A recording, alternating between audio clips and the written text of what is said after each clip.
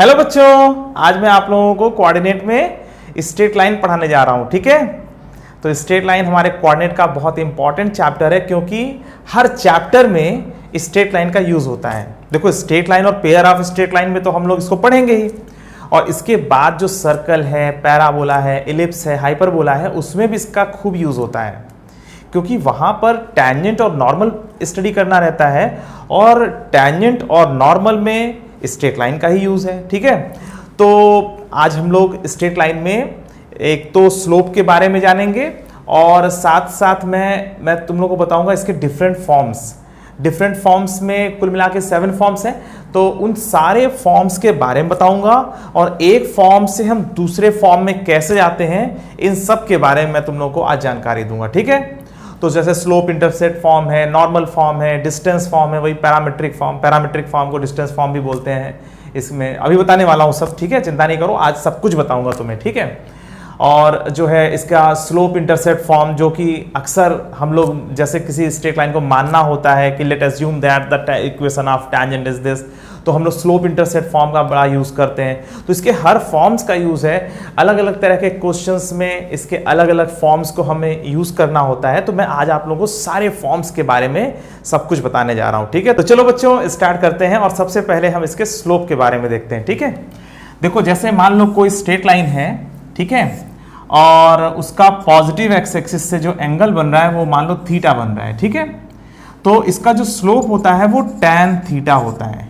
ठीक है, अगर पॉजिटिव एक्स एक्सिस से आपको एंगल निकालना है तो आप या तो एंटी क्लॉकवाइज में एंगल निकालोगे, या तो क्लॉकवाइज डायरेक्शन में जाकर के एंगल निकालोगे। तो बस तुम लोग इतना ध्यान रखना थीटा की वैल्यू लिखते समय कि थीटा किस डायरेक्शन में निकाला जा रहा है, मतलब थीटा किस डायरेक्शन में जो है कैलकुलेट किया जा रहा है। अगर एंटी क्लॉकवाइज में आप एंगल निकालते हो तो आपको एंगल को पॉजिटिव लेना होगा, और अगर क्लॉकवाइज में अगर आप एंगल को निकालते हो तो आपको एंगल को नेगेटिव में लेना पड़ेगा। बस इतना ध्यान रखना, और स्टार्टिंग आपको पॉजिटिव एक्स एक्सिस से करनी है। देखो जैसे ये एक्स एक्सिस है ना, ये positive x axis, negative x axis इधर होगा, पॉजिटिव वाई एक्सिस इधर होगा, नेगेटिव वाई एक्सिस इधर होगा। तो जब आपको एंगल निकालना है तो आप स्टार्ट इधर से करोगे। ठीक है, तो अगर आप एंटी क्लॉकवाइज इधर से स्टार्ट करोगे, ध्यान रखना है इससे स्टार्ट करोगे। ठीक है, अगर आप एंटी क्लॉकवाइज में जा रहे हो तो पॉजिटिव में लेना एंगल को। ठीक है, और अगर क्लॉकवाइज में जा रहे हो तो नेगेटिव में लेना, और जो भी आपका आ रहा है उसके आगे tan लगा देना बस। ठीक है, और एंटी क्लॉकवाइज में चूंकि एंगल जो है पॉजिटिव हम लोग एज्यूम करते हैं, तो इसीलिए जनरली एंटी क्लॉकवाइज में जो है हम लोग लेने की कोशिश करते हैं। ठीक है, तो फिलहाल एंटी क्लॉकवाइज में अगर हम यहां पर ले रहे हैं तो यहां पर tan थीटा आ रहा है, और अगर मान लो कि हम इस तरह से एंगल लेंगे तो स्लोप क्या हो जाएगा, tan के अंदर क्या आएगा, क्लॉकवाइज। देखो एंटी क्लॉकवाइज में एंगल को पॉजिटिव लेना है, क्लॉकवाइज में एंगल को नेगेटिव में लेना है। ठीक है, तो tan के अंदर अगर मैं इधर वाला एंगल लेता हूं तो ये कितना आएगा आपको पता है, -180 माइनस थीटा। ये कैसे हो गया, देखो ये थीटा है तो ये एंगल 180 माइनस थीटा होगा।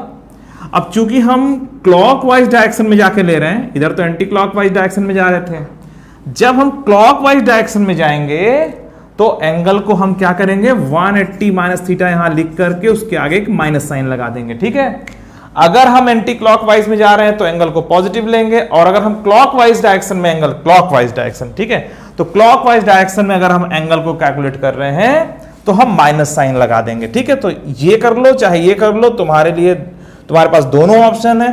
ठीक है, तुम चाहे इसका यूज कर लो चाहे इसका, दोनों से आंसर सेम आएगा। देखो यहां पर कितना आएगा, -tan 180 माइनस थीटा, और ये minus into minus tan theta, और ये फिर से बन जाएगा tan थीटा। समझ में आ रही बात? तो तुम इस तरह से चाहे लिखो चाहे इतना लंबा करके लिखो, कोई फर्क नहीं पड़ता। आपको अगर कुछ नहीं दिया हुआ है, कोई कंफ्यूजन नहीं आ रही है, कोई ऐसी टेक्निकलिटी नहीं फंस रही है कि क्लॉकवाइज मिले कि एंटी क्लॉकवाइज मिले, एंगल को किधर से कैलकुलेट करें, तो आप लोग जनरली एंटी क्लॉकवाइज डायरेक्शन में ही कैलकुलेट किया करो, ज्यादा अच्छा रहता है। ठीक है, तो इतना तामझाम नहीं करना पड़ेगा, तो डायरेक्टली आंसर, तो चूंकि उससे हम पॉजिटिव में लेते हैं इसलिए उससे आंसर आने के चांसेस, मतलब जो है आंसर जल्दी आ जाता है, ये कहना चाहिए। ठीक है, तो ये ध्यान रखना कि अगर एंटी क्लॉकवाइज में एंगल को लेते हो तो जो है पॉजिटिव में लेना, और अगर क्लॉकवाइज में एंगल कैलकुलेट कर रहे हो तो नेगेटिव में लेना। अब देखो, जैसे कोई स्ट्रेट लाइन है और ये मान लीजिए 30 डिग्री है, अब जाहिर सी बात है इधर वाला एंगल कितना होगा 150 डिग्री, ठीक है। पॉजिटिव में अगर हम देखें तो 150 डिग्री इसका मैग्नीट्यूड, इस एंगल के मैग्नीट्यूड की बात करें, हम डायरेक्शन एरो नहीं लगा रहे हैं यहां पर, और जब हम एरो लगा देंगे तो ये एंगल 30 डिग्री और ये एंगल कितना हो जाएगा -150 डिग्री, करेक्ट। तो अब मैंने एरो लगा दिया, तो एरो का मतलब ये हुआ कि हम क्लॉकवाइज में जा रहे हैं कि एंटी क्लॉकवाइज डायरेक्शन में जा रहे हैं, ठीक है। तो हम इसका जो स्लोप है चाहे तो tan 30 लिखें, 30 डिग्री, और सब डिग्री में ही है, ठीक है, और चाहे तो हम इसका लिखें tan ऑफ -150 डिग्री, ठीक है। दोनों की वैल्यू सेम आएगी, कहीं कोई डिफरेंस नहीं होगा, ठीक है। अगर हम इसे क्लॉकवाइज डायरेक्शन में लेंगे तो नेगेटिव में ले लेंगे, एंटी क्लॉकवाइज में लेंगे तो पॉजिटिव में लेंगे। ये ध्यान रखोगे तो कभी नहीं घबराओगे, ठीक है। तुम्हारा जो मन करे तुम वो कर सकते हो। अगर स्ट्रेट लाइन इस तरह से जा रहा है तो अगर मैं ये एंगल लूंगा तो पॉजिटिव में लूंगा, ये एंगल लूंगा तो नेगेटिव में लूंगा, ठीक है। और जो वैल्यू आएगी वो सारी सेम रहेगी, मतलब tan की जो वैल्यू होगी वो हमेशा सेम ही रहेगी, ठीक है। जैसे मान लो ये 120 डिग्री है, ठीक है, तो जाहिर सी बात है कि इसका जो स्लोप होगा वो होगा tan 120, ठीक है, 120 डिग्री। और या तो हम इसका स्लोप लिख सकते हैं, ये अगर 120 डिग्री है तो ये कितना होगा, 180 में से 120 घटा दो 60, तो -60, tan ऑफ -60, ठीक है। अब तुम चाहे तो इससे तुम स्लोप निकाल लो, चाहे तो इससे निकाल लो, कोई फर्क नहीं पड़ता, ठीक है। तो आप लोगों को समझ में आ गया कि जो स्लोप में एंगल जो यूज हो रहा है, मतलब ये जो पॉजिटिव एक्स एक्सिस से जो हम लोग एंगल लेते हैं एंटी क्लॉकवाइज में और क्लॉकवाइज में, इसमें अब कभी भी तुम्हें कंफ्यूजन नहीं होनी चाहिए, ठीक है। तो ये बहुत बेसिक पार्ट में है तुम्हारे स्ट्रेट लाइन कॉन्सेप्ट में, जो स्लोप में तुम्हें पढ़ा रहा हूं, मगर आज ये क्लियर हो जाएगा ना तो फिर कहीं पर तुम्हें अगर यूज करना होगा तुम बड़े आसानी से तुम इसको यूज कर लोगे, ठीक है। जिस बच्चे का ये एंगल वेंगल का कॉन्सेप्ट क्लियर रहेगा वही तो आगे की चीज समझ पाएगा, ठीक है। तो चलो, एंगल में ये समझ में आ गया कि स्लोप किसे कहते हैं, m बराबर tan थीटा, और थीटा जो है वो चाहे तुम एंटी क्लॉकवाइज में लो चाहे तो क्लॉकवाइज में लो। एंटी क्लॉकवाइज में लेना तो पॉजिटिव लेना, क्लॉकवाइज में लेना तो जो है नेगेटिव में लेना, ठीक है। अच्छा चलो, अब मैं तुम्हें बताता हूं इसके डिफरेंट फॉर्म्स के बारे में। तो स्ट्रेट लाइन में कई फॉर्म्स हैं, कुल मिला के 7 फॉर्म्स हैं, ठीक है। तो 1 बाय 1 इसे हम स्टडी करेंगे। तो इसमें कुछ फॉर्म्स हैं बड़े सिंपल हैं, और कुछ फॉर्म्स हैं जिसमें थोड़ा सा हमें ज़्यादा देखना पड़ता है, और जिस फॉर्म में हमें ज़्यादा देखना पड़ेगा तो जाहिर सी बात है स्ट्रेट लाइन में अगर कोई अच्छा क्वेश्चन आता है तो उन्हीं फॉर्म्स में से आएगा जो जिसमें ज़्यादा टेक्निकलिटीज़ हैं, ठीक है। तो हम एक काम करते हैं, 1 बाय 1 सारे फॉर्म्स को इसमें देख डालते हैं, ठीक है। तो पहला जो फॉर्म ले रहा हूं वो ले रहा हूं स्लोप पॉइंट फॉर्म, ठीक है। पहला फॉर्म नोट करिए बच्चों, स्लोप पॉइंट फॉर्म, ठीक है। ये हमारा आज का पहला फॉर्म है, ठीक है। अब स्लोप पॉइंट फॉर्म से क्या क्लियर हो रहा है भाई, एक ऐसी स्ट्रेट लाइन या स्ट्रेट लाइन का वो एक्सप्रेशन जिसमें स्लोप का यूज हुआ हो, पॉइंट का यूज हुआ हो, उसे क्या कहेंगे, स्लोप पॉइंट फॉर्म, ठीक है।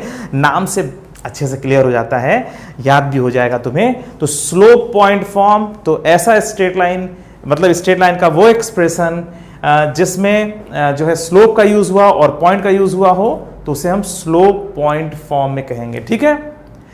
स्ट्रेट लाइन में अगर मान लीजिए 2 पॉइंट का यूज हुआ है तो हम उसे 2 पॉइंट फॉर्म बोलेंगे, ठीक है। ऐसे ही नॉर्मल फॉर्म है, ऐसे ही जो है डिस्टेंस फॉर्म या पैरामीट्रिक फॉर्म है, ठीक है। स्लोप इंटरसेप्ट फॉर्म है, ठीक है। तो हमेशा जो है अगर स्ट्रेट लाइन को हमें लिखना है तो हमेशा हम 2 बातों को बोलते हैं, या तो 2 पॉइंट पता हो तो स्ट्रेट लाइन फिक्स हो जाएगा, ठीक है। और अगर मान लीजिए 2 इंटरसेप्ट पता है तो इंटरसेप्ट फॉर्म बन जाता है, ठीक है। स्लोप इंटरसेप्ट फॉर्म, तो इसमें स्लोप पता होगा, इंटरसेप्ट पता होगा। स्लोप पॉइंट फॉर्म में स्लोप पता होगा और एक पॉइंट जिससे स्ट्रेट लाइन पास हो। तो हमेशा हमें 2 इंफॉर्मेशन पता होनी चाहिए स्ट्रेट लाइन के बारे में, तब हम स्ट्रेट लाइन को फिक्स कर पाते हैं, ठीक है। तो फिलहाल स्लोप पॉइंट फॉर्म में स्लोप की जरूरत पड़ेगी और एक पॉइंट की जरूरत पड़ेगी। तो एक स्ट्रेट लाइन जो किसी पर्टिकुलर पॉइंट x1 y1 से पास करे, ठीक है, और साथ में इसका स्लोप पता हो, तो इस स्ट्रेट लाइन को हम कैसे लिखें। तो इसी को हम बोलते हैं slope point form. Equation of the straight line which is passing through x1 y1 and making an angle theta with positive x axis. ठीक है, तो अब इस स्ट्रेट लाइन को हम कैसे लिखें? तो स्ट्रेट लाइन को लिखने के लिए इस पर एक जनरल पॉइंट लेते हैं। ठीक है, x, y। तुम कभी भी किसी कर्व को लिखते हो तो उस पर एक जनरल पॉइंट लेते हो या एक वेरिएबल पॉइंट ले लेते हो जो वैरी कर रहा है, जो अपनी जगह लगातार बदल रहा है। ठीक है, तो हम एक वेरिएबल पॉइंट ले लेते हैं x, y। ठीक है, और इसे हम इन दोनों से कोरिलेट करेंगे। ये एक जनरल पॉइंट है, मतलब कहीं पे भी हो सकता है, और आगे हो सकता है, और आगे हो सकता है, और आगे हो सकता है। x की वैल्यू बढ़ाते जाओ y की वैल्यू बढ़ती जाएगी, और इधर भी हो सकता है x की वैल्यू घटाते जाओ तो y की वैल्यू किधर जाएगी, वो अपने आप एक्सप्रेशन में आने लगता है। तो फिलहाल जो है, अगर कोई स्ट्रेट लाइन है वो किसी पर्टिकुलर पॉइंट से पास करे और एंगल जो है हमें पता हो, तो हम उस स्ट्रेट लाइन को कैसे लिखें? फॉर एग्जाम्पल, अगर मान लीजिए कोई स्ट्रेट लाइन है, वो 60 डिग्री एंगल बनाए पॉजिटिव एक्स एक्सिस से, और मान लीजिए 7,8 से पास भी करे।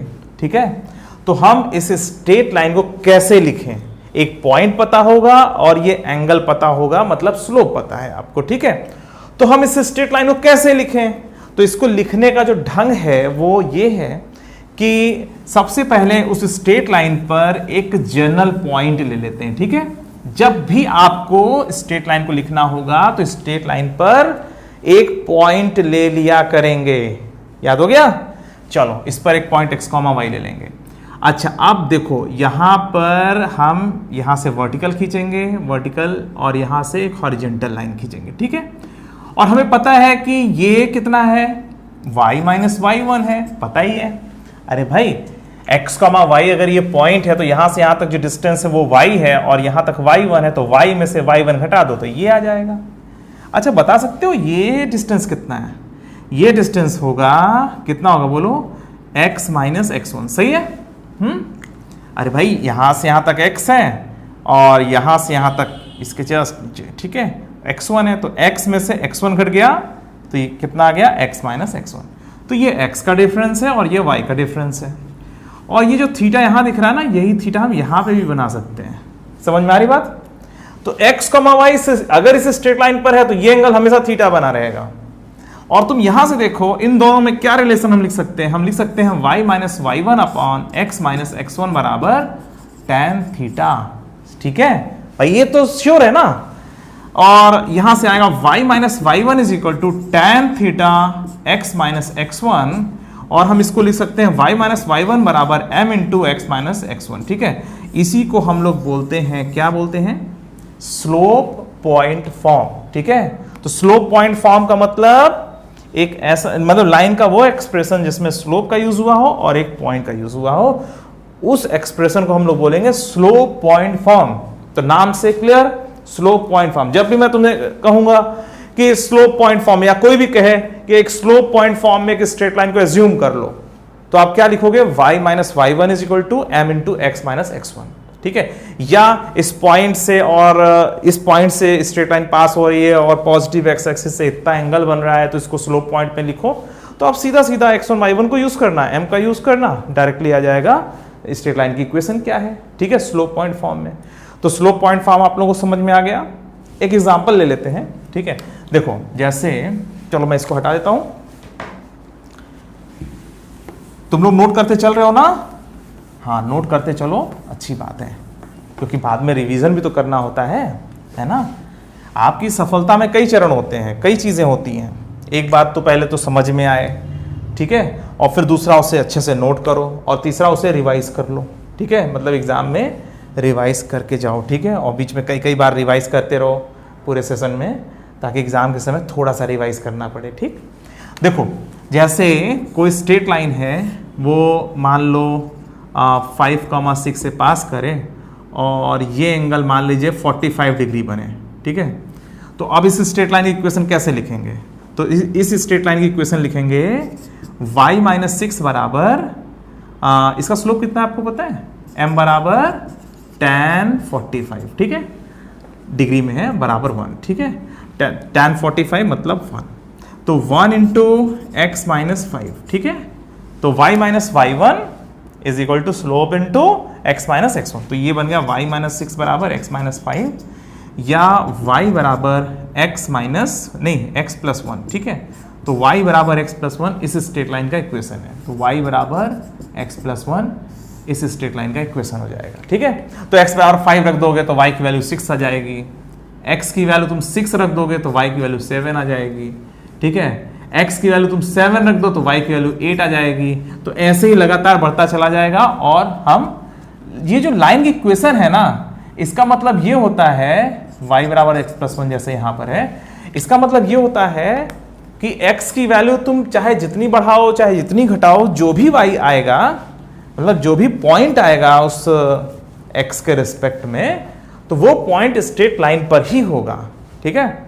तो यहां पर तुम चाहे जैसे भी कोऑर्डिनेट पाओगे, x की वैल्यू तुम 100 रख दोगे तो y की वैल्यू तुरंत 101 मिल जाएगी, ठीक है। तो 100, 101 जो है पॉइंट इसी स्ट्रेट लाइन पर लाई कर रहा है, ठीक है। तो x की वैल्यू लगातार बदलते जाओ तो y की वैल्यू मिलती जाएगी, तो जो करस्पॉन्डिंग जो पॉइंट होगा ना वो ऑन द स्ट्रेट लाइन ही है, इसीलिए इसको हम लोग बोलते हैं स्ट्रेट लाइन की इक्वेशन, क्योंकि x की वैल्यू बदलने से y मिल जाता है, y की वैल्यू बदलते जाओ तो x मिलने लगता है, ठीक है। तो y बराबर x प्लस 1 इस स्ट्रेट लाइन की इक्वेशन है, ठीक है। और हमने इसको सॉल्व कैसे किया? स्लोप पॉइंट फॉर्म से। तो बच्चों पहला फॉर्म समझ में आ गया, स्लोप पॉइंट फॉर्म किसे कहते हैं। चलो तो ये तुम लोगों को समझ में आ गया होगा, और अब मैं इसका दूसरा फॉर्म लेता हूं, और इसका दूसरा फॉर्म है, नोट करो, 2 पॉइंट्स फॉर्म, ठीक है। अब ये 2 पॉइंट फॉर्म क्या है?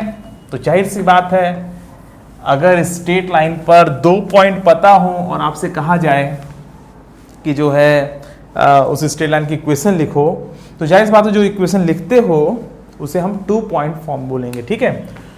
तो सेकंड है 2 पॉइंट्स फॉर्म, ठीक है। अब ये आ गया, ठीक है। तो 2 पॉइंट फॉर्म में क्या होता है ना कि स्ट्रेट लाइन पर हमें 2 पॉइंट दिए होते हैं, x1 y1 और x2 y2, और कुछ नहीं दिया रहता। अब तुम ये कहोगे अरे सर फिर स्लोप कहां गया? अरे जब 2 पॉइंट दे दिया फिर स्लोप को देने की जरूरत नहीं है, स्लोप तो तुम निकाल ही लोगे। बताता हूं कैसे निकालते हैं। देखो, अगर किसी स्ट्रेट लाइन पर 2 पॉइंट दिया हुआ है, ठीक है, तो इन दोनों पॉइंट से आप लोग जो है इसका स्लोप निकाल सकते हो y का डिफरेंस अपॉन x का डिफरेंस करके, ठीक है। देखो कैसे निकलता है, ये आपको एंगल थीटा निकालना है, तो थीटा कैसे निकलेगा?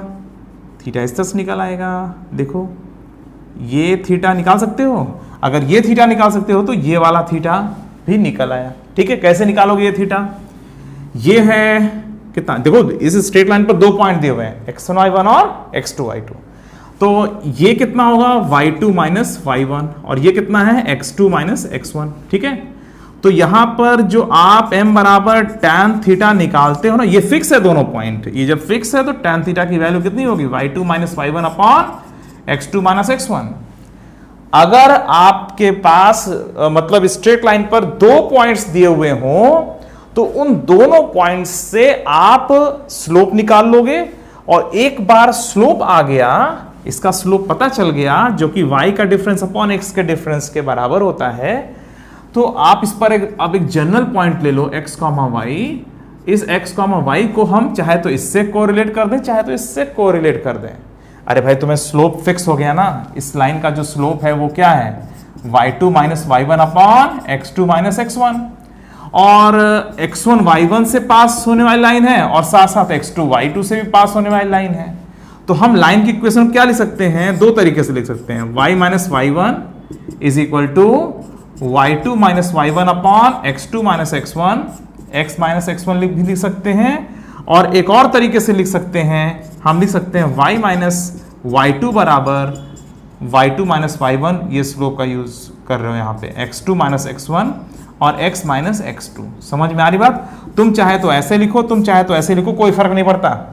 अरे भाई जब लाइन का स्लोप पता है और लाइन कहां से पास करे ये पता है, तो तुम इसका और इसका यूज कर लो, तो y minus y1 equal to slope into x minus x1।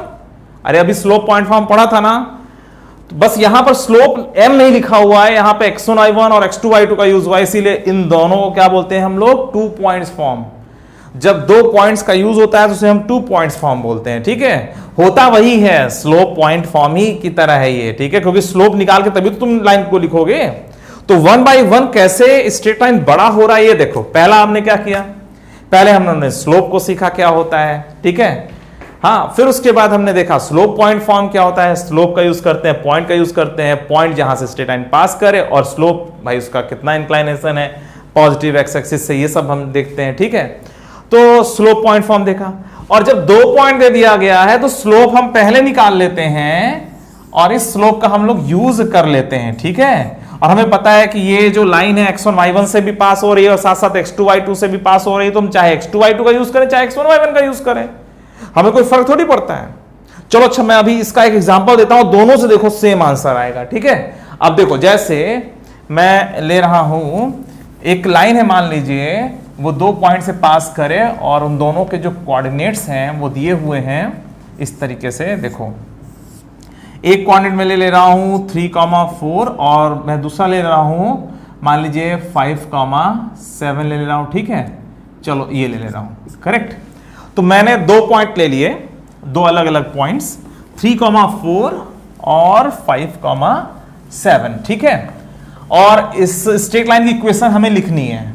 तो अब देखो, सबसे पहला काम क्या करोगे, सबसे पहला काम तुम्हारा ये होना है कि सबसे पहले इसका तुम स्लोप निकाल लो। तो स्लोप कितना होगा, by y2 minus y1 upon x2 minus x1, y का डिफरेंस अपॉन x का डिफरेंस, और ये कितना जाएगा 7 माइनस 4 और नीचे 5 माइनस 3, ठीक है। ये कितना आ गया 7 माइनस 4 3 और नीचे 2, ठीक है। स्लोप की वैल्यू जो है 3/2 आ रही है। तो इस लाइन का जो स्लोप है वो 3/2 है, तो इस लाइन की इक्वेशन हम क्या लिख सकते हैं, y minus 4 is equal to 3/2 x minus 3 लिख सकते हैं। बोलो सही है, बोलो सही है। और तुम इसी स्ट्रेट लाइन को तुम लिख सकते हो y minus 7 is equal to 3/2 x minus 5। इन दोनों से सेम आंसर आएगा। तुम चाहे तो इस पॉइंट का यूज कर लेना और चाहे तो तुम इस पॉइंट का यूज कर लेना, मगर स्लोप वाली जगह पर स्लोप ही लिखना, ठीक है। तो तुम चाहे इस तरह सॉल्व करो चाहे इस तरह सॉल्व करो, तुम्हारा आंसर एकदम सेम आएगा। चलो करके दिखाता हूं। 2y माइनस 8 बराबर 3x माइनस 9। कुछ बच्चे सॉल्व करके चेक भी कर रहे होंगे कि देखें सही है या नहीं, है ना। और ये आएगा 2y बराबर 3x माइनस 1, ठीक है। ये आया। अब देखो यहां पर 2y माइनस 14 बराबर 3x माइनस 15, और यहां से आएगा 2y बराबर 3x और माइनस 1, ठीक है।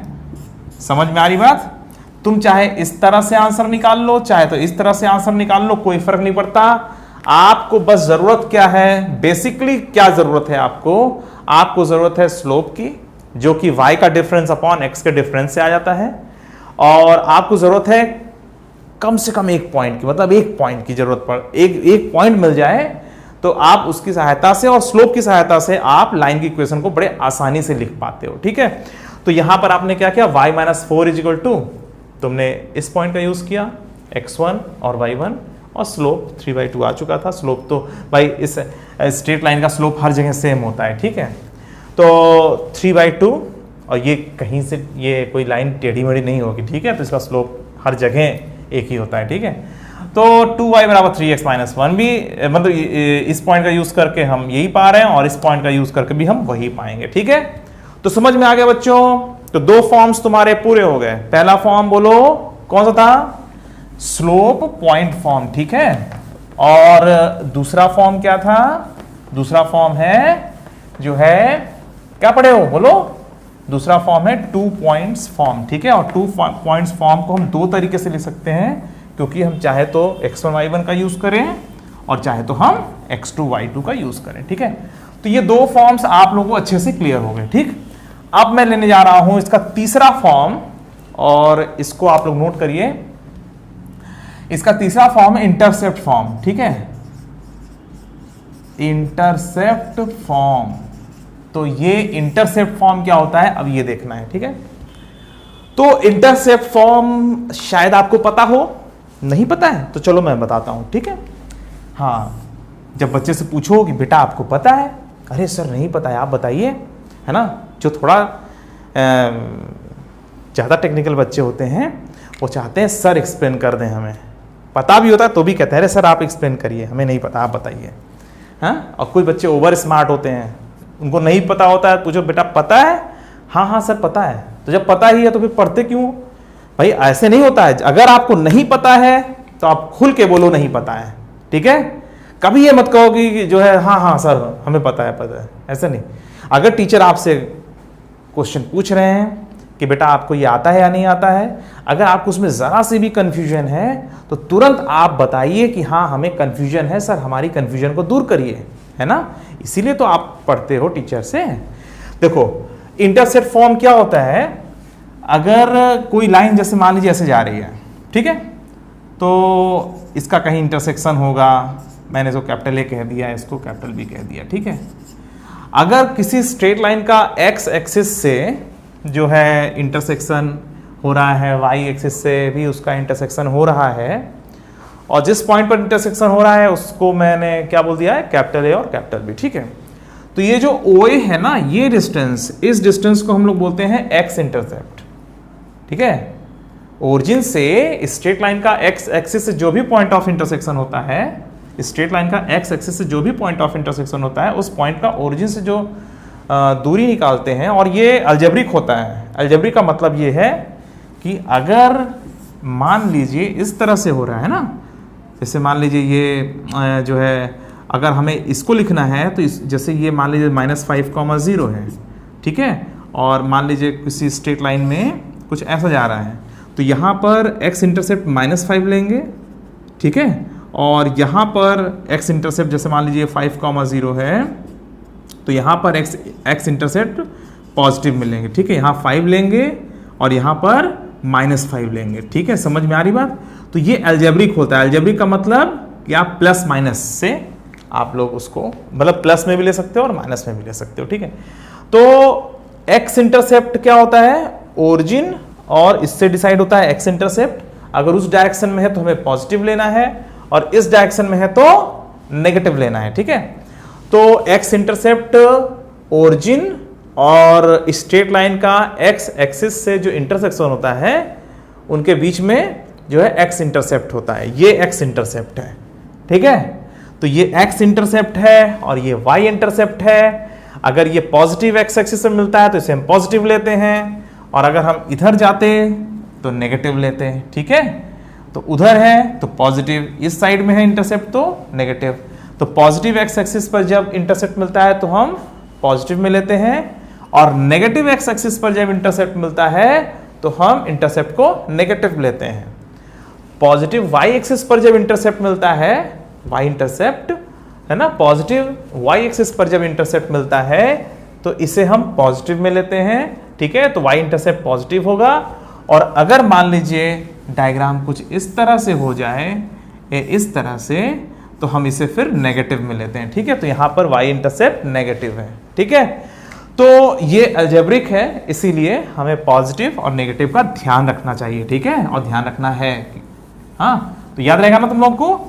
तो मैं इसमें बड़ी माइन्यूट बातें मैं बता रहा हूँ तुम लोगों को, क्योंकि आज हम लोगों को स्ट्रेट लाइन स्टार्ट करना था। तो स्ट्रेट लाइन चूंकि अब इसमें लगातार ये चीज़ें बढ़ती चली जाएंगी, तो कभी भी किसी भी चैप्टर में जो कर रहा हूँ इस समय, अगर आगे किसी चैप्टर में कोई ऐसी बात हो रही है, मतलब आगे किसी लेक्चर में ऐसी कोई बात हो रही है जो तुम्हें नहीं समझ में आ रही, तो उसका बेसिक जरूर बताया गया होगा उसके पिछले लेक्चर्स में। तो अगर कोई बात ऐसी रह जाती है तो आप पिछले लेक्चर्स में आ जाइए, तो वहां पर उसके बेसिक को आप जरूर पा जाएंगे। और बेसिक का मतलब ये होता है कि उसे हाई स्कूल पास बच्चा भी समझ सके। सिर्फ 10th पास किया हुआ है तो उसे वो बात समझ में आए, तो वो सब बेसिक्स होते हैं, ठीक है। तो जब बेसिक क्लियर होता है ना, तब आप आगे की चीज़ों को समझने में कम समय लगाते हो। और बेसिक अगर नहीं क्लियर है तो आगे की चीज़ों को समझने में थोड़ा अधिक समय लगाते हो, क्योंकि फिर वहाँ पर तुम्हें बिना बेसिक तो समझ में आएगा नहीं। तो वहाँ पर आप उस क्वेश्चन से, उस कॉन्सेप्ट से, उसके अंदर रिसर्च करके आप अपने तरफ से बेसिक डेवलप करते चले जाते हो। तो पहले बेसिक क्लियर कर लो, तो उसके बाद चीज़ों को समझने में कम समय लगता है, इसीलिए बेसिक का बहुत महत्व होता है, ठीक है। और इससे याद हो जाती हैं चीज़ें और प्रेशर नहीं होता है, और जब दिमाग में प्रेशर नहीं रहता तो आराम से तुम काम करते हो, ठीक है। इंटरेस्ट होना चाहिए, प्रेशर ना हो पर इंटरेस्ट जरूर हो। अब ये नहीं कि प्रेशर नहीं है तो फिर हम बहुत अच्छा पढ़ लेंगे, पता लगा तुम सो ही रहे हो, अरे इंटरेस्ट भी तो होना चाहिए, ठीक है। दबाव ना हो मगर आगे बढ़ने की ललक होनी चाहिए, आगे बढ़ने की इच्छा होनी चाहिए, अरे यार कितना मज़ेदार काम होगा फ्यूचर में, है ना। तो चलो फिलहाल इसका अगर एक्स इंटरसेप्ट ए है और वाई इंटरसेप्ट बी है, तो इस लाइन की इक्वेशन लिखते हैं हम लोग। अभी लिख दे रहा हूँ, फिर अभी प्रूफ करता हूँ। X upon A plus Y upon B is equal to 1, ठीक है। अगर एक्स इंटरसेप्ट और वाई इंटरसेप्ट ए और बी है, स्मॉल ए एक्स इंटरसेप्ट है और स्मॉल बी वाई इंटरसेप्ट है, तो स्ट्रेट लाइन की इक्वेशन को ये लिखते हैं। अब तुम सोच रहे होगा अरे सर ये कैसे हो गया। हाँ, अब देखो अगर मान लीजिए ये ए इंटरसेप्ट है तो जाहिर सी बात है ये पॉइंट क्या होगा, ये पॉइंट ए होगा a,0 और पॉइंट बी होगा 0,b, ठीक है। अगर x इंटरसेप्ट दिया हुआ है, y इंटरसेप्ट दिया हुआ है, तो पक्की बात है पॉइंट a का कोऑर्डिनेट a,0 होगा। अब तुम जैसे मान लो तुमसे कहा जाए कि x इंटरसेप्ट 5 है तो ये 5,0 होगा a। और अगर किसी ने कहा x इंटरसेप्ट -5 है तो -5 है x इंटरसेप्ट, तो -5,0 होगा। तो a की वैल्यू पॉजिटिव में दिया रहेगा तो पॉजिटिव रख देना, a की वैल्यू नेगेटिव दिया तो नेगेटिव में रख देना। अभी फिलहाल सब कुछ पॉजिटिव समझ करके इसको कर रहे हैं, आगे बाद में a की वैल्यू b की वैल्यू क्या दिया हुआ है सीधा सीधा यहाँ पे उठा के रख देना, क्योंकि फॉर्मूला बनने जा रहा है, ठीक है। तो फिलहाल अगर x इंटरसेप्ट a है, स्मॉल a है, और y इंटरसेप्ट स्मॉल b है, तो इस लाइन की इक्वेशन ये लिखते हैं। और कैसे आ जाता है ये, है ना, तो ये अब देखने जा रहे हैं।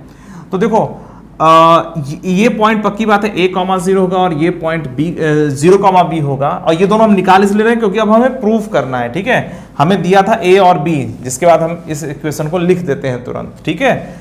मगर यदि x इंटरसेप्ट a है तो कैपिटल A मतलब इस पॉइंट का जो कोऑर्डिनेट होगा a,0 होगा, और इस पॉइंट का कोऑर्डिनेट कितना होगा 0,b होगा। तो इसका स्लोप कितना होगा, इसका स्लोप होगा y का डिफरेंस b - 0 अपॉन x का डिफरेंस 0 - a, ठीक है। देखो जब कभी आपको स्लोप निकालना है तो y का difference y2 - y1 upon x2 - x1 कर लीजिएगा, या आप y1 - y2 upon x1 - x2 कर लीजिएगा, दोनों सेम हैं। मगर ये बात याद रखना, और ये सेम क्यों है भाई, अरे ऊपर नीचे माइनस माइनस से गुणा कर दो, ये आ जाएगा। अगर तुम y2 में से y1, y का जो डिफरेंस ले रहे हो, अगर तुम y2 में से y1 घटा रहे हो तो x2 में से x1 घटाना। जैसे यहां पर हम b में से अगर 0 घटा रहे हैं तो 0 में से हम फिर a घटाएंगे, ठीक है। और अगर हम 0 में से b घटा रहे होते और a में से 0 घटा रहे होते तो भी आंसर मेरा वही आता। देखो स्लोप तुम चाहे ऐसे लिख दो और चाहे तुम ऐसे लिख दो, 0 - b अपॉन a - 0, ठीक है। इसकी वैल्यू कितनी आ रही है -b/a, और इसकी वैल्यू भी -b/a आ रही है। तो आप y का डिफरेंस जब करना तो इसमें से इसको घटाओ, फिर x का डिफरेंस के लिए इसमें से इसको घटाना, ठीक है। तो y2 - y1 upon x2 - x1 कर लेना, या y1 - y2 upon x1 - x2, ठीक है। तो कोई फर्क नहीं पड़ता, बस आपका काम यह है कि y का डिफरेंस और x का डिफरेंस इन दोनों का रेशियो ले लेना है, ठीक है। फिलहाल इसका जो स्लोप है वो कितना है -b/a, ठीक है। कितना आ रहा है -b/a इसका स्लोप है, और इसी स्लोप का हम यूज करने जा रहे हैं, ठीक है। अब इस स्लोप का हम यूज करेंगे और बड़े आसानी से हम ये प्रूफ कर देंगे कि इस लाइन की इक्वेशन ये है। कैसे, देखो इस लाइन की इक्वेशन हम लिख सकते हैं y माइनस, इसका यूज कर लें, इसका यूज कर लें या इसका यूज कर लें, चलो इसका यूज कर लेते हैं। y - 0 is equal to slope into x - a। देखो सही है, तुम चाहे तो इस पॉइंट का यूज कर लो, चाहे तो इस पॉइंट का यूज कर लो, और ये क्या है slope point form, slope point form, ठीक है। तो y - 0 is equal to slope into x - a कर लिया, और तुम y - b कर सकते थे और x - 0 भी कर सकते थे, कोई फर्क नहीं पड़ेगा, ठीक है। तो चलो यहां से करते हैं कि आखिर ये आता है कि नहीं। यहां से आ गया ay बराबर -bx प्लस ab, और यहां से हम लिख सकते हैं bx प्लस ay बराबर ab, और ab डिवाइड कर दिया तो x upon a plus y upon b is equal to 1, ठीक है। और ये स्ट्रेट लाइन की इक्वेशन प्रूफ हो गई, ठीक है।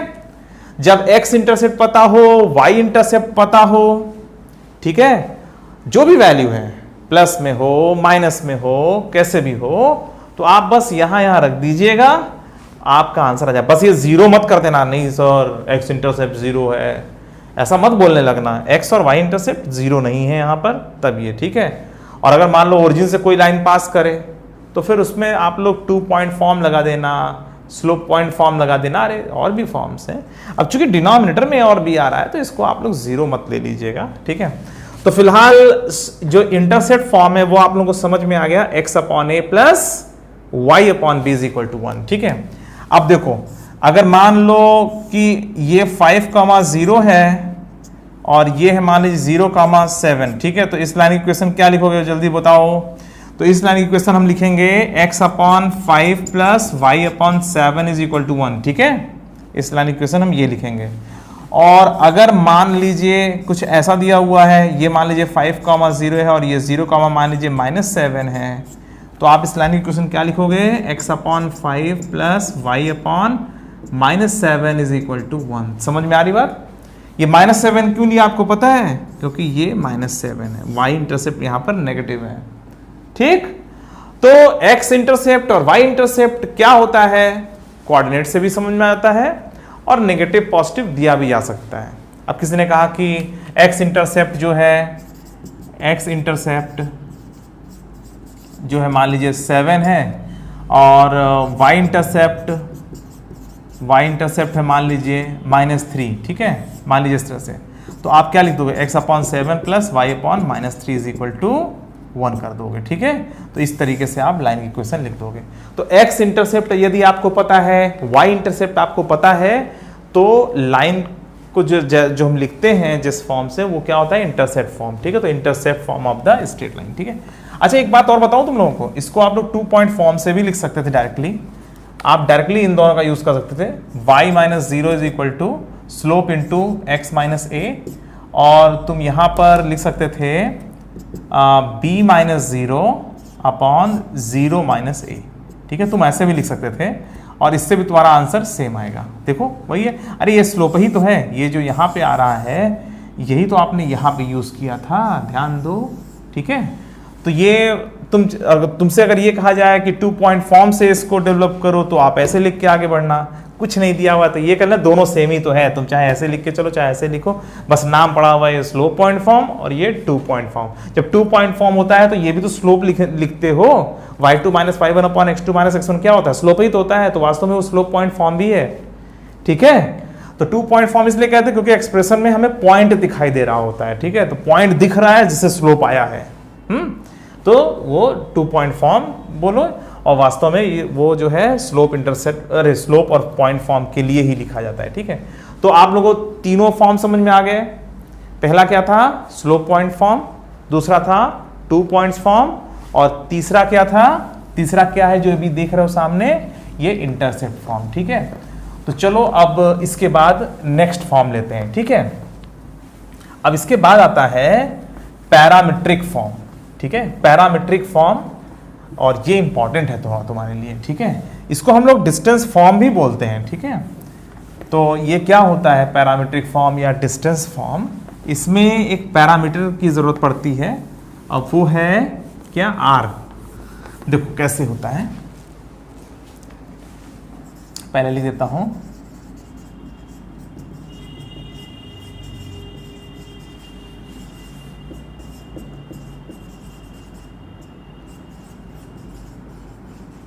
ठीक है, पैरामीट्रिक फॉर्म और डिस्टेंस फॉर्म, ठीक है। देखो जैसे मान लो कोई स्ट्रेट लाइन है, और इसमें ये थीटा पता है और किस पॉइंट से पास करे ये पता है, ठीक है। समझ में आ रही बात, यहां तक तो सेम इंफॉर्मेशन है जो स्लोप पॉइंट फॉर्म में था। तो एक स्ट्रेट लाइन में x1 y1 पता है, और मतलब जिस एक पॉइंट से, मतलब कम से कम एक पॉइंट तो पता होना चाहिए ना, अगर स्लोप दिया हुआ है तो कम से कम एक पॉइंट तो पता होना चाहिए जहां से स्ट्रेट लाइन पास करे। तो एक पॉइंट दिया हुआ है और उसका स्लोप दिया हुआ है, स्लोप का मतलब थीटा दिया हुआ है, ठीक है। तो एक बात बताओ, इस पॉइंट से अगर मैं तुमसे कहूं कि r डिस्टेंस पर एक पॉइंट है x, y, तो इसका कोऑर्डिनेट क्या होगा, ये लिखो। तुमसे अगर कहा जाए कि इस स्ट्रेट लाइन पर इस पॉइंट से r डिस्टेंस पर एक पॉइंट है, ठीक है। तो इसका कोऑर्डिनेट हम कैसे पाएंगे? हाँ, जैसे देखो कोई स्ट्रेट लाइन है, ये 60 डिग्री है, ये मान लीजिए 7 5 मान लीजिए 9 है, और किसी ने कहा भाई 2 डिस्टेंस के बाद एक पॉइंट का पता लगाना है, ठीक है, इसका कोऑर्डिनेट क्या होगा ये बताओ। तो कैसे बताओगे? और ये तो पक्की बात है कि 2 डिस्टेंस पर पॉइंट फिक्स होगा, अगर उधर जाना है तो वो ये पॉइंट तो फिक्स होगा, पक्की बात है। तो कैसे हम इस पॉइंट को निकालें, ठीक है, तो वही इसमें करना है। और ये जो है ना बहुत टेक्निकल क्वेश्चंस में बड़ा काम आता है, ठीक है। तो पैरामीट्रिक फॉर्म, डिस्टेंस फॉर्म कैसे पहले लिखते, कैसे पहले तो ये समझें। और जब मैं इसे क्वेश्चंस जब कराऊंगा, जैसा कि मैं सारे चैप्टर्स में करा रहा हूँ, तो उस समय यही सब सारे कॉन्सेप्ट से मिला करके जो सोल्यूशन बनेगा तो आप लोगों को मज़ा आएगा कि जो अभी हम लोग पढ़ रहे हैं ना बेसिक्स, इन्हीं का यूज़ करके हम बड़े बड़े क्वेश्चंस को बड़े आसानी से कर लेंगे। अब पता चला कि मैं पहले ही बड़े क्वेश्चन ले लूँ और उसमें ये सब समझाते चला जाऊँ तो तुम्हें लगेगा कि बहुत बड़ी चीज़ पढ़ा रहे हैं सर। बड़ी चीज़ बड़ी तब होती है जब उसके बारे में तुम्हें पता नहीं होता। बड़ी चीज़ बड़ी कब होती है? जब उसके बारे में तुम्हें पता नहीं होता है।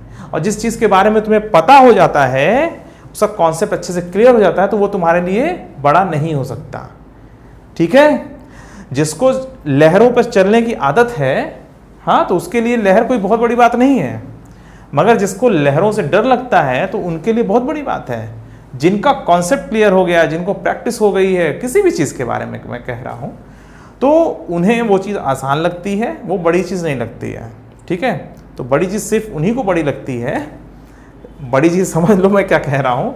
तो बड़ी चीज़ उन्हीं को बड़ी लगती है जिनका कॉन्सेप्ट क्लियर नहीं है, ठीक है। तो मैं पहले बेसिक पढ़ा रहा हूँ और उसके बाद मैं क्वेश्चंस पे आऊँगा, ठीक है। देखो r डिस्टेंस पर आपको पॉइंट निकालना है x, y, ठीक है। तो अब ये पॉइंट कैसे आएगा? तो इसके लिए तो यहाँ से एक वर्टिकल लाइन खींचेंगे और यहाँ पर एक हॉरिजॉन्टल लाइन खींचेंगे, ठीक है। अब देखो यहाँ पर ये एंगल थीटा होगा ही होगा, भाई थीटा दिया हुआ है, x1 y1 दिया हुआ है, और r डिस्टेंस पर आपसे कहा जा रहा है कि एक पॉइंट निकालो। तो ये होगा y माइनस y1 और ये होगा x माइनस x1, और इस चीज का हम कई बार यूज कर चुके हैं, ठीक है, y माइनस y1 और x माइनस x1। तो मैं एक बात यहाँ पे एक चीज लिख रहा हूं, इसको आप लोग समझिए कि ये सही है। x माइनस x1 बराबर r cos थीटा लिख सकता हूं। देखो ध्यान से, क्या x माइनस x1 को r cos थीटा लिख सकता हूं? हाँ, लिख सकता हूं। y माइनस y1 को क्या r sin थीटा लिख सकता हूं? जरूर लिख सकता हूं। तो यहां से आएगा x minus x1 upon cos theta बराबर y minus y1 upon sine theta is equal to r, और यही है हमारा पैरामीट्रिक फॉर्म या डिस्टेंस फॉर्म। और यहां पे पैरामीटर क्या है? r, ठीक है। आप ये डिस्टेंस बढ़ाते जाओ, पॉइंट की वैल्यू आती चली जाएगी अलग अलग पॉइंट की, ठीक है। और ये मैं सिर्फ इस डायरेक्शन में ले रहा हूं। और अगर देखो x1 y1 दिया हुआ, थीटा दिया हुआ है, और आपको उधर का कोई पॉइंट निकालना है 5 डिस्टेंस पर, 7 डिस्टेंस पर या 10 डिस्टेंस, जो भी r की वैल्यू दी होगी, तो आप इस फार्मूले से तुरंत ये पॉइंट निकाल लोगे। यहाँ पे आपको x1 y1 पता है, थीटा पता है क्योंकि भाई स्लोप पता है, ठीक है, थीटा पता है, x1 y1 पता है, और कितने डिस्टेंस पर आपको निकालना ये पता है। तो जाहिर सी बात है x और y की वैल्यू तो निकली आएगी ना भाई। x बराबर क्या होगा? r cos theta plus x1, भाई r cos theta plus x1, और y की value r sin theta plus y1, तो वो पॉइंट तो आ ही जाएगा। अब अगर मान लो इस डायरेक्शन में तुम्हें ए इधर का पॉइंट चाहिए, तो भाई r डिस्टेंस पर तो एक और पॉइंट आएगा ना। अगर r डिस्टेंस उधर एक पॉइंट है तो r डिस्टेंस पर इधर भी तो एक पॉइंट है। अब तुमसे कहा जा रहा है कि x1 y1 से r डिस्टेंस पर एक पॉइंट निकालो। तो x1 y1 से r डिस्टेंस दूरी का मतलब ये हुआ कि आप तो चाहे एक उस डायरेक्शन में जाओ चाहे इस डायरेक्शन में आओ, ठीक है। तो आप दूसरे डायरेक्शन में जब आओगे तो आप इस थीटा की जगह पाई माइनस थीटा, अरे पाई प्लस थीटा कर दीजिएगा, बस इतना काम कर दीजिएगा। अगर ये एंगल थीटा है तो ये पूरा एंगल कितना होगा? Pi plus theta. भाई आपको पॉजिटिव एक्स एक्सिस से एंगल चाहिए ना, तो अगर ये एंगल थीटा है तो ये पूरा एंगल कितना बनेगा? ये पाई प्लस थीटा बनेगा। तो अगर इधर का पॉइंट निकालना हो तो x minus x1 upon cos pi plus theta कर दीजिएगा, y minus y1 upon sine pi plus theta कर देना, बराबर r कर देना, ठीक है। तुम चाहे ऐसे निकाल लो चाहे ऐसे निकाल लो, इसकी ज़्यादा जरूरत पर कुछ ना दिया हो तो आप इसकी इसका यूज करिएगा, ठीक है। किसी बहुत टेक्निकल क्वेश्चन में जहां पे लोकस वोकस निकालना है तो आप इसका यूज कर लीजिएगा। और अगर आपसे दोनों कोऑर्डिनेट पूछ जा रहे हैं तो आप इसका भी यूज करिएगा और इसका भी यूज करिएगा, ठीक है। तो ये है आपका जो है डिस्टेंस फॉर्म, और इसको पैरामीट्रिक फॉर्म भी इसलिए बोलते हैं क्योंकि x की वैल्यू हम x1 plus are cos theta लिख सकते हैं और y की value y1 plus R sine theta लिख सकते हैं, ठीक है। और यहाँ पर जो r है वो एक पैरामीटर है, तो x1 की वैल्यू इस r के फॉर्म में आ रही है, अरे सॉरी x की वैल्यू r के फॉर्म में आ रही है, y की वैल्यू r के फॉर्म में आ रही है। x और y दोनों ही एक पैरामीटर r, और ये पैरामीटर डिस्टेंस है वास्तव में। तो x और y की वैल्यू जो हम r के फॉर्म में लिख सकते हैं, और r कह रहा हूं इसलिए क्योंकि थीटा पता है और x और y1 गिवन है, ठीक है। थीटा भी गिवन है और x और y1 भी गिवन है, तो सिर्फ r नहीं गिवन है, और r की वैल्यू पर डिपेंड करता है कि x और y कहां जा रहा है, ठीक है। तो इसे हम डिस्टेंस पैरामीटर के फॉर्म में, डिस्टेंस के फॉर्म में लिख पा रहे हैं, इसलिए इसको पैरामीट्रिक फॉर्म भी बोलते हैं और डिस्टेंस फॉर्म भी बोलते हैं, ठीक है। तो ये समझ में आ गया। जब तुमसे कहा जाएगा पैरामीट्रिक फॉर्म या डिस्टेंस फॉर्म में स्ट्रेट लाइन को लिखने के लिए, तो आप क्या करेंगे, x minus x1 upon cos theta बराबर y minus y1 upon sine theta बराबर r लिख लीजिएगा, ठीक है। कोई और चीज ना दिया हुआ हो तो आप इस मत लिखिएगा, आप इसी से काम चला लीजिएगा। अगर मान लीजिए आपको दोनों पॉइंट्स निकालने हो तो आप इसका भी यूज करिएगा, इसका भी यूज करिएगा, ठीक है, आपका आंसर आ जाएगा। अब देखो, जैसे मान लो 45 मतलब 1 स्लोप दिया हुआ हो, ठीक है, तो x माइनस और किसी कोई पॉइंट दिया हो कि उस पॉइंट से पास हो रही लाइन, तो जैसे मान लीजिए, चलो मैं एक एग्जांपल ही ले लेता हूं तो उसमें और अच्छे समझ में आ जाएगा तुम्हें, ठीक है। जैसे मान लीजिए कि कोई पॉइंट दिया हुआ है, ये पॉइंट ले रहा हूं 5,7 मान लीजिए, ठीक है, और इसका जो स्लोप है, मतलब ये 45 डिग्री दिया हुआ, मतलब स्लोप इसका 1 दिया हुआ है, ठीक है।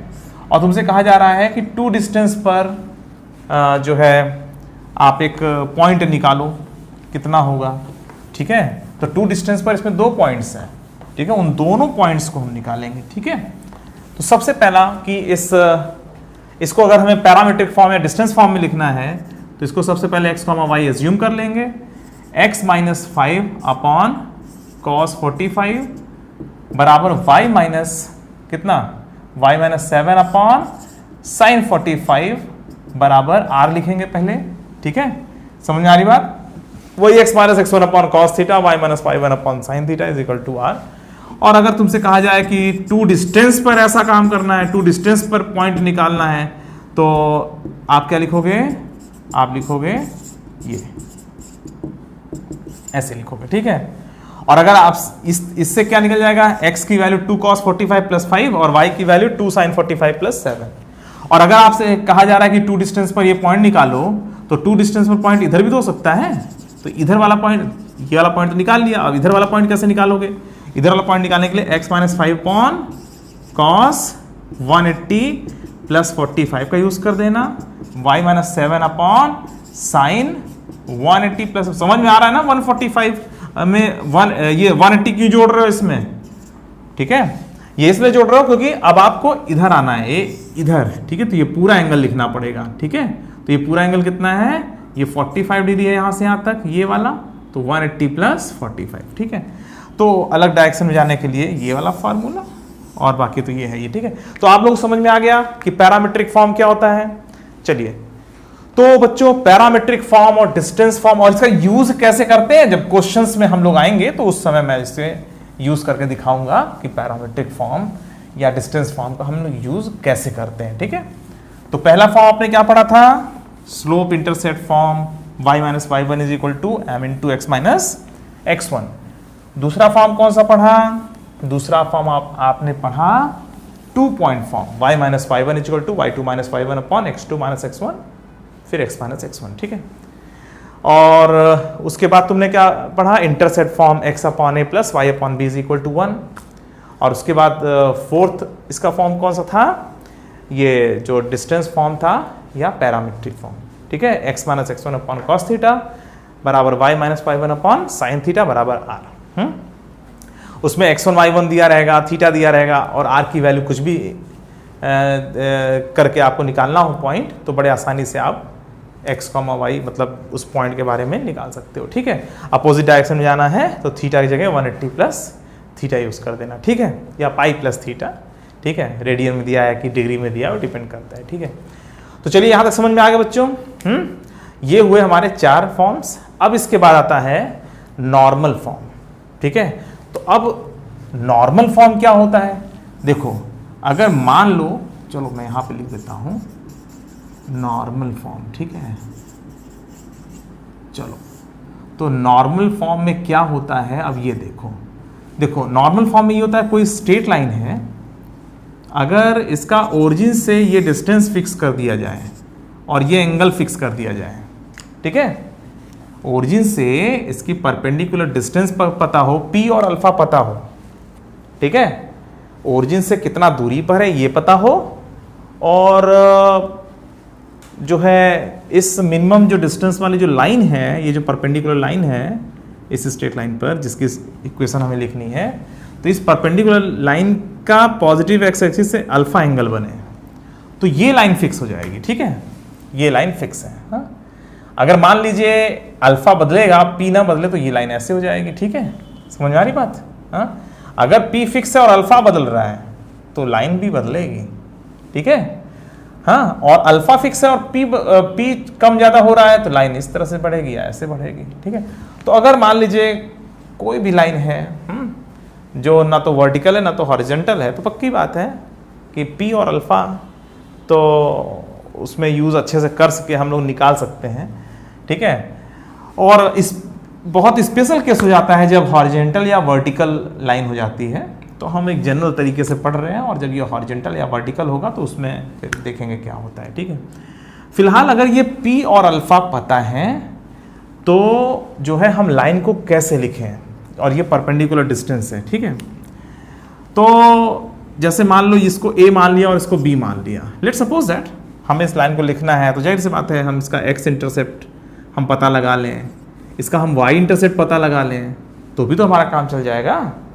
हाँ, अगर इसका एक्स इंटरसेप्ट ए मान लें, वाई इंटरसेप्ट इसका बी मान लें, तो अब ये बताओ A cos alpha is equal to P होगा या नहीं होगा? सच बताओ भाई। अगर हम इसका एक्स इंटरसेप्ट मान ले रहे हैं, अभी हमें पता नहीं है, मान ले रहे हैं कि एक्स इंटरसेप्ट इसका स्मॉल ए है, तो A cos alpha is equal to P होगा, तो पक्की बात है कि यहां से ए की वैल्यू हो जाएगी पी अपॉन कॉस अल्फा।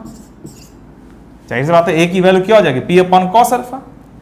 इसी तरीके से अगर हम भाई इस एंगल की वैल्यू 90 माइनस अल्फा होगी, ठीक है, तो हम ये भी लिख सकते हैं ना, b cos 90 minus alpha is equal to पी, भाई ट्रायंगल का रूल, ठीक है।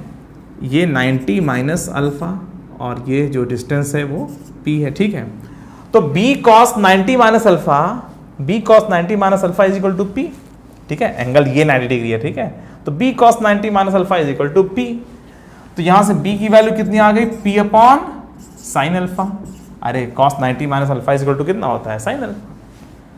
तो अगर तुम्हें x और y इंटरसेप्ट पता चल जा रहे हैं तो भाई लाइन की इक्वेशन तो आप ये लिख सकते हो ना, x upon a plus y upon b is equal to 1। ध्यान दो भाई, अगर x इंटरसेप्ट और y इंटरसेप्ट a और b ही पता चल गया तो फिर क्या रह गया? तुम तो इस लाइन की इक्वेशन को लिख ही सकते हो ना, क्योंकि तुम्हें ये पता चल गया कि यहां से यहां तक ये कितना है और ये कितना है। जब ये आपको पता चल जा रहा है, ठीक है, और ये है हमारा कितना? p अपॉन कॉस अल्फा, और ये कितना है? b है हमारा p अपॉन साइन अल्फा। जब तुम्हें x इंटरसेप्ट और y इंटरसेप्ट पता चल जा रहा है तो जाहिर सी बात है x upon a plus y upon b is equal to 1 लिखोगे, या x upon p by cos alpha plus y upon p by sine alpha is equal to 1 लिखोगे, और ये हमारे स्ट्रेट लाइन की इक्वेशन हो गई। और इसको आप और अच्छा करके लिख सकते हो, x cos alpha plus y sine alpha is equal to p, ठीक है। ये जो है ये normal form of the straight line है। ये क्या है? x cos alpha plus y sine alpha is equal to p, ठीक है। ये जो लाइन की इक्वेशन ना, जो ओरिजिन से p डिस्टेंस पर है और ये जो मिनिमम डिस्टेंस वाली जो लाइन है वो अल्फा एंगल बनाए पॉजिटिव एक्स एक्सिस से, तो इस लाइन की इक्वेशन को x कॉस अल्फा, और इसके बारे में इसका क्वेश्चन कैसे बनता है जस्ट मैं इसके बाद बताने जा रहा हूं, ठीक है। एकदम निश्चिंत रहो, मैं अभी तुरंत बता रहा हूं एकदम ये कैसे हमें जो है फायदा करेगा x cos alpha y sine alpha is equal to p, किस तरह से क्वेश्चन आते हैं इसमें, तुरंत करा रहा हूं। देखो अगर इस कोई भी स्ट्रेट लाइन है और ये डिस्टेंस आपको पता है और ये एंगल पता है, तुरंत इस स्ट्रेट लाइन को लिख देना x cos alpha plus y sine alpha is equal to p। समझ में आ रही बात? ये काम तुरंत कर देना अगर स्ट्रेट लाइन की इक्वेशन पूछी जा रही है, ठीक है। x cos alpha y sin alpha plus y sin alpha is equal to p, ठीक है। चलिए, तो अब इसका जो क्वेश्चन बनता है कैसे बनता है x cos alpha plus y sin alpha is equal to p पर बेस्ड, अब मैं तुम्हें ये बताने जा रहा हूं और बड़ा इंपॉर्टेंट है, इसे तुम अच्छी तरीके से समझ लो, ठीक है।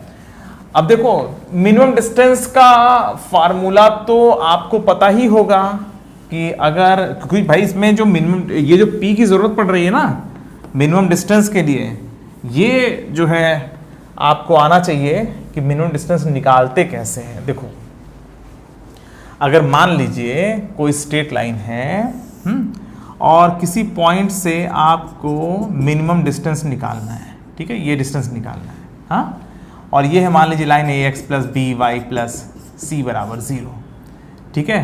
तो ये जो डिस्टेंस आता है ना, कैसे निकालते हो, ठीक है, ये मान लीजिए m है और ये मान लीजिए n है। तो mn जो डिस्टेंस आता है, मिनिमम डिस्टेंस किसी लाइन से, मिनिमम डिस्टेंस, ये कैसे निकालते हो, ax1 plus by1 plus c upon under root a square plus b square, ठीक है। ये फॉर्मूला होता है मिनिमम डिस्टेंस का, जिसको हम लोग यहां पे p कह रहे हैं, ठीक है। तो मिनिमम डिस्टेंस निकालने का ये फॉर्मूला है, और अगर ये ओरिजिन हो जाए तो ये आएगा c upon under root a square plus b square और मॉडुलस साइन के साथ, ठीक है, क्योंकि डिस्टेंस कभी भी नेगेटिव नहीं हो सकता, डिस्टेंस हमेशा पॉजिटिव होता है, इसलिए मॉड लगाते हैं। तो मिनिमम डिस्टेंस आपको पता है और इसका हम यूज करते हैं जो है अपने क्वेश्चंस में। अब जैसे तुमसे एक क्वेश्चन, अब देखो ये क्वेश्चन बहुत इंपॉर्टेंट है, जिसको जानना बहुत जरूरी है तुम्हारे लिए, जो मैं अभी कराने जा रहा हूं। देखो, अब तुमसे कहा जा रहा है कि एक इक्वेशन है, मान लीजिए 2x प्लस 3y, या ऐसा कर देता हूं 3x plus 4y, 3x plus 4y, ठीक है, और मान लीजिए प्लस 7 इज इक्वल टू 0, ठीक है। मान लीजिए कहा जा रहा है कि इस इक्वेशन को आप नॉर्मल फॉर्म में कन्वर्ट करिए, ठीक है। लाइन का भाई ये तो जनरल फॉर्म है, ax plus B Y plus C बराबर 0, जो कि इसके बाद में लिखवाने जा रहा हूं नेक्स्ट फॉर्म में। तो अगर तुमसे कहा जाए कि एक लाइन का इक्वेशन ये है और इसको आप लोग कन्वर्ट करो जो है नॉर्मल फॉर्म में, और नॉर्मल फॉर्म में कन्वर्ट करके कॉस अल्फा और साइन अल्फा भी बताइए, ठीक है। तो अब इसको नॉर्मल फॉर्म में बदलने के लिए हमें इसे इस तरह से बदलना पड़ेगा, x cos alpha plus y sin alpha is equal to p, हमें इस फॉर्म में कन्वर्ट करना है, ठीक है। और ये जो p है वास्तव में ओरिजिन से परपेंडिकुलर डिस्टेंस है इस पर, लाइन पर। तो एक काम करते हैं, p की वैल्यू पहले निकाल लेते हैं, 3 इंटू 0, ओरिजिन से डिस्टेंस निकालना है यार, 4 into 0 plus 7 upon under root 3 square plus 4 square, ठीक है। तो ये इस फॉर्मूले का यूज करके पहले p निकाल लो, p बराबर 7 अपॉन 5 आ गया, ठीक है। मॉड भाई अंदर तो सब कुछ पॉजिटिव है तो मॉड हट भी गया। तो ये तो बात तय है कि इक्वल के राइट में 7/5 आएगा, ठीक है, क्योंकि x cos alpha plus y sin alpha बराबर p फार्मूला है, और इक्वल के राइट में जो p आ रहा है वो वास्तव में 7/5 ही आना चाहिए।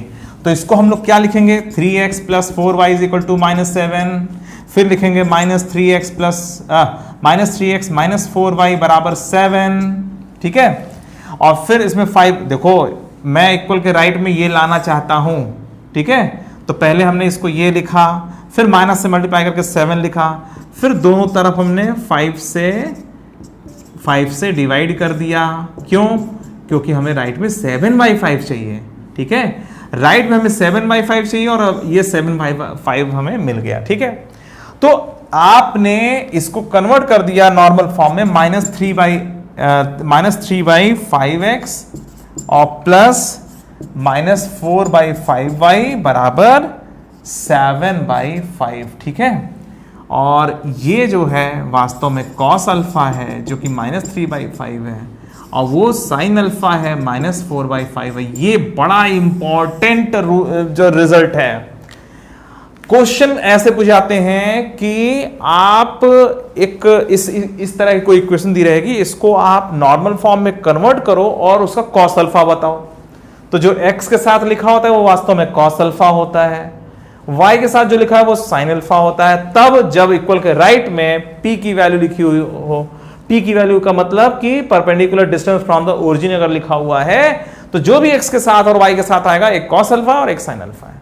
ठीक है, अब जैसे तुमसे कह दिया जाए कि भाई जो है 3x माइनस 4y, अब ऐसे कर दिया जाए, मान लीजिए 3x माइनस 4y और माइनस मान लीजिए 9 इज इक्वल टू 0, इसको आप लोग कन्वर्ट करो नॉर्मल फॉर्म में और उसके बाद नॉर्मल फॉर्म में कन्वर्ट करके कॉस अल्फा बताओ कितना होगा और साइन अल्फा कितना होगा।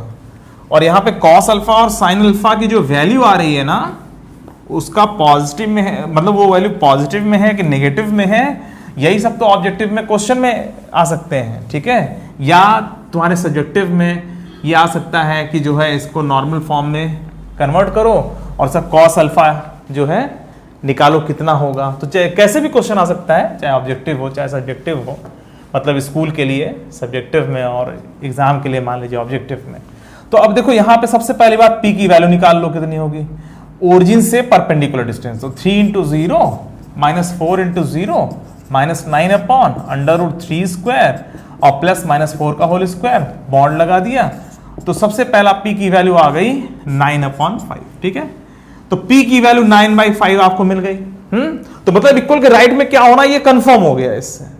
ठीक है, ये जो आप p की वैल्यू निकालते हो ना इससे ये बात कंफर्म हो जाती है कि इक्वल के राइट में, इक्वल के राइट में क्या लिखना है, क्या पाना है हमें, तो उसके लिए ये लिखा जा रहा है। ठीक है, तो p बराबर 9/5। तो पक्की बात है जब इसको आप कन्वर्ट करोगे तो 3x minus 4y is equal to 9 लिखोगे, बाई लक यहाँ पे पॉजिटिव ही है, चलो ठीक है। तो 3x और क्या डिवाइड कर दोगे, हाँ 5 डिवाइड कर दोगे तो 3/5x minus 4/5y is equal to 9/5 लिख दोगे और ये कंफर्म कर दोगे cos alpha is equal to 3/5 है और sin alpha is equal to minus 4/5 है। माइनस ध्यान रखना, प्लस करके फिर माइनस अंदर कर लोगे। ठीक है, इसको क्या लिख सकते हो 3/5 into x plus minus 4/5 y is equal to 9/5 लिख सकते हो ना, तो वही चीज आ रहा है। ठीक है, तो आप इस तरह से लिख करके बता सकते हो। ठीक है, तो जो है cos अल्फा क्या है, sin अल्फा क्या है, इस तरह के ऑब्जेक्टिव क्वेश्चंस इसमें बड़े इंपॉर्टेंट हैं। तो आप लोगों को ये जानना चाहिए कि इक्वल के राइट में, बस आपको ये ध्यान रखना इक्वल के राइट में ओरिजिन से जो परपेंडिकुलर डिस्टेंस निकालते हैं वो आ जाए किसी तरीके से। अगर वो आ जाता है तो जो भी x के साथ लिखा हुआ है वो cos अल्फा ही होगा और जो भी y के साथ लिखा हुआ है वो sin अल्फा ही होगा, कंफर्म। ठीक है, और इक्वल के राइट में जो वैल्यू है वो पॉजिटिव होनी चाहिए क्योंकि परपेंडिकुलर डिस्टेंस तो हमेशा पॉजिटिव होता है, डिस्टेंस हमेशा पॉजिटिव होता है। ठीक है, तो ये समझ में आ गया बच्चों। तो पहला फॉर्म आपने क्या पढ़ा, जल्दी जल्दी बताओ, सब लोग बोलो। पहला फॉर्म आपने क्या पढ़ा था, पहला फॉर्म आपने पढ़ा था स्लोप पॉइंट फॉर्म। फिर दूसरा फॉर्म क्या पढ़ा, 2 पॉइंट फॉर्म, वेरी गुड। फिर तीसरा फॉर्म क्या पढ़ा, इंटरसेप्ट फॉर्म। फिर उसके बाद क्या पढ़ा था, उसके बाद आपने पढ़ा था डिस्टेंस फॉर्म या पैरामीट्रिक फॉर्म। और फिर उसके बाद क्या पढ़ा, नॉर्मल फॉर्म। ठीक है, या परपेंडिकुलर फॉर्म भी बोलते हैं इसे। ठीक है, नॉर्मल फॉर्म और परपेंडिकुलर फॉर्म। ठीक है, तो ये तुम्हारे कितने फॉर्म हो गए, 5। अब आता है जनरल फॉर्म। तो जनरल फॉर्म क्या होता है, अब ये जान लो, सबसे simple form ax plus B Y plus C बराबर 0, ये जनरल फॉर्म है। ठीक है, कभी भी आपको किसी स्ट्रेट लाइन को लिखना होता है तो जनरली आप लिख देते हो, ठीक है, ax plus B Y plus C बराबर 0। ठीक है, तो ये है इसका कौन सा फॉर्म, जनरल फॉर्म। ठीक है, और ax प्लस बी वाई मतलब x की पावर 1 हो, y की पावर 1 हो और सब एडेड हो, x का जो भी टर्म है और y का जो भी टर्म है सब ऐड करके लिखा जाए तो वो general form of the straight line होता है। ठीक है, अच्छा, तो ये हो गया जनरल फॉर्म। अब इसके बाद एक और आता है स्लोप इंटरसेप्ट फॉर्म। ठीक है, बस जनरल फॉर्म समझ में आ गया, इसमें कोई खास चीज नहीं है, कोई खास टेक्निकलिटी नहीं है। ठीक है, अब इसके बाद आता है स्लोप इंटरसेप्ट फॉर्म। ठीक है, इसको मैं अभी मिटा नहीं रहा हूं, कारण है इसलिए। तो स्लोप इंटरसेप्ट फॉर्म। ठीक है, देखो स्लोप इंटरसेप्ट फॉर्म क्या होता है, y बराबर mx प्लस सी को स्लोप इंटरसेप्ट फॉर्म कहते हैं। वास्तव में इसमें आपको इसका एंगल पता होता है और ये डिस्टेंस पता होती है, मतलब वाई इंटरसेप्ट पता होता है। y बराबर mx प्लस सी को स्लोप इंटरसेप्ट फॉर्म बोलते हैं, ठीक है। देखो यार, y बराबर mx प्लस सी में x बराबर 0 रखोगे तो y बराबर कितना आएगा, c आएगा। भाई x के लिए 0 रखने पर y की जो वैल्यू आ रही है वही तो y इंटरसेप्ट है। अरे भाई x की वैल्यू 0, भाई ये आपको निकालना है ना, ये y इंटरसेप्ट है, ये कब आएगा, जब x की वैल्यू 0 रखो तो यहाँ पे ये कोऑर्डिनेट कैसे आएगा, 0 कॉमा समथिंग। तो ये वास्तव में 0 कॉमा सी ही तो है, देखो ध्यान से। हाँ, तो ये 0 कॉमा सी जो आपको पॉइंट दिख रहा है यहां पर, ये वाला पॉइंट, ये क्या है, सी क्या है, y इंटरसेप्ट। जैसे y बराबर, किसने कहा y बराबर 2x प्लस 5, तो ये वास्तव में इसका y इंटरसेप्ट कितना है, 5, ठीक है। अभी x इंटरसेप्ट की बात नहीं हो रही है, y इंटरसेप्ट की बात हो रही है। y इंटरसेप्ट इसका कितना है, 5, ठीक है। और अगर x इंटरसेप्ट निकालना हो तो y 0 कर देना, ठीक है। अभी कराता हूं, इसीलिए तो दोनों को लिख रखा है, क्योंकि दोनों में अभी इधर उधर करना है, ठीक है। देखो y बराबर 2x प्लस 5 दिया हुआ है, तो इसका y इंटरसेप्ट 5 है और स्लोप इसका 2। इसमें क्या क्या दिख रहा है तुम्हें साफ साफ, ये दिख रहा है y इंटरसेप्ट, ठीक है, ठीक है। आपको y इंटरसेप्ट दिख रहा है और इसमें स्लोप दिख रहा है, ध्यान दो, आपको स्लोप दिख रहा है और y इंटरसेप्ट दिख रहा है। हाँ, तो स्लोप और y इंटरसेप्ट फॉर्म जिस एक्सप्रेशन में लिखा हुआ हो स्ट्रेट लाइन के, उसे हम स्लोप इंटरसेप्ट फॉर्म नाम दे देते हैं। क्या नाम देते हैं, स्लोप इंटरसेप्ट फॉर्म। y बराबर mx प्लस सी क्या है, स्लोप इंटरसेप्ट फॉर्म, ठीक है। अगर तुम्हें कहा जाए कि भाई इसे तुम स्लोप इंटरसेप्ट फॉर्म में बदलो, तो तुम बड़े आसानी से कन्वर्ट कर सकते हो। इसीलिए तो मैंने दोनों को लिख रखा है, दोनों को, मतलब ऊपर वाले को मैंने मिटाया नहीं है। देखो, जैसे तुमसे कहा जाए कि एक स्ट्रेट लाइन है 2x माइनस 5y और बराबर 6 या प्लस 6 बराबर 0, ठीक है, या प्लस 7 बराबर 0। आपसे कहा जा रहा है कि इस जनरल फॉर्म को आप स्लोप इंटरसेप्ट फॉर्म में बदलो। तो स्लोप इंटरसेप्ट फॉर्म में बदलने के लिए कोई दिक्कत नहीं है। 5x बराबर 2x प्लस 7, y बराबर 2/5x प्लस 7/5, ये बदल गया स्लोप इंटरसेप्ट फॉर्म में। इंटरसेप्ट 7/5, स्लोप इसका 2/5। तो इसीलिए मैंने इसको नहीं हटाया था, ठीक है। तो कभी भी आपको जो है जनरल फॉर्म को स्लोप इंटरसेप्ट फॉर्म में बदलना हो तो बड़े आसानी से आप इस तरीके से कन्वर्ट कर सकते हो, ठीक है। स्लोप इंटर, एक काम करता हूं, एक क्वेश्चन ऐसा कराता हूं कि जनरल फॉर्म को सारे फॉर्म्स में, मैक्सिमम जितने फॉर्म्स हैं जिसमें हम बदल सकते हैं, उन सब में बदल के देखते हैं कैसे कैसे होता है, ठीक है। और देखो एक बात और जानो कि अगर तुम्हें इसका स्लोप बताना हो, देखो जनरल फॉर्म हो गया, स्लोप इंटरसेप्ट फॉर्म, इसको मैं हटा दे रहा हूं, ठीक है। y बराबर mx प्लस सी को जब इस तरह से हम लाइन को लिखा जाएगा तो उसको स्लोप इंटरसेप्ट फॉर्म बोलते हैं, क्योंकि x के साथ जो लगा हुआ है वो स्लोप है और ये क्या है, जो है ये y इंटरसेप्ट है, ठीक है। तो अब एक काम करता हूं, तुम्हें पहले इसका स्लोप बता देता हूं क्या है। देखो, अगर आपके पास इस तरह से कोई क्वेश्चन दिया हुआ है जनरल फॉर्म, तो आप इसको लिख सकते हो ना, बी वाई बराबर माइनस ए एक्स माइनस सी लिख सकते हो, और इसको लिख सकते हो y बराबर minus a by b x और माइनस सी बाई बी, ये लिख सकते हो ना। जानते हो इसका जो स्लोप है वो माइनस ए बाई बी है, ठीक है। जो कहा जाता है ना इसका स्लोप, इस जनरल फॉर्म का जो स्लोप है माइनस बी बाई ए, अरे sorry minus a by b, जो कहा जाता है ना, ये फार्मूला है ना कि slope is equal to minus of x coefficient upon y coefficient, ये रूल बनाया गया है। तो ये कैसे होता है भाई, इसको तुम इस फॉर्म में बदलते हो, y बराबर mx प्लस सी, जो अगर इक्वल के इस साइड में, इक्वल के लेफ्ट साइड में अगर y लिखा हुआ है और राइट साइड में x के साथ जो भी कुछ लिखा हुआ है, जो भी कोफिशिएंट लगा हुआ है, उसी को स्लोप बोलते हैं। अब देखो जैसे y बराबर 3x प्लस 7 लिखा हुआ है, तो इसका स्लोप क्या है, बोलो, इसका स्लोप 3 है, m बराबर 3, जो x का कोफिशिएंट होता है वही स्लोप होता है। तो इसको जब हम कन्वर्ट करेंगे इस तरह से, y बराबर वाले फॉर्म में कन्वर्ट करेंगे, तो जो x का कोफिशिएंट आता है वही स्लोप होता है। तो वो क्या आता है, माइनस ए बाई बी। तो जब कभी ऐसा दिया हुआ हो तो डायरेक्टली आप ऐसे लिख सकते हो, जैसे मान लीजिए 3x प्लस 5y प्लस 9 बराबर 0, और आपसे कहा जा रहा है इसका स्लोप लिखो, तो माइनस 3/5 डायरेक्टली लिखना, x का कोफिशिएंट अपॉन y का कोफिशिएंट और बाहर माइनस। समझ में आ रही बात, समझ में आ गया, क्लियर। तो जब कभी तुमसे ax plus B Y plus C बराबर 0 का स्लोप कहा जाएगा निकालो, तो माइनस ए बाई बी, याद कर लो। स्लोप क्या होता है, माइनस ए बाई बी होता है slope. A X plus B Y plus C बराबर 0 है तो उसका स्लोप कितना होगा, माइनस ए बाई बी। याद कर लो। और कैसे प्रूफ हुआ, उसको हमने स्लोप इंटरसेप्ट वाले फॉर्म में कन्वर्ट किया, तब ये प्रूफ हुआ। y बराबर समथिंग x प्लस समथिंग जब लिखा तो x के साथ जो समथिंग लगा हुआ है वही समथिंग इसका स्लोप होता है। क्लियर हो गया, एकदम पक्का, वेरी गुड। चलो एक क्वेश्चन लेते हैं और कई फॉर्म्स में उसको कन्वर्ट करके देखते हैं कि कैसे उसे हम कन्वर्ट कर सकते हैं। ठीक है, अब इसमें आप लोग लिख सकते हो कन्वर्ट द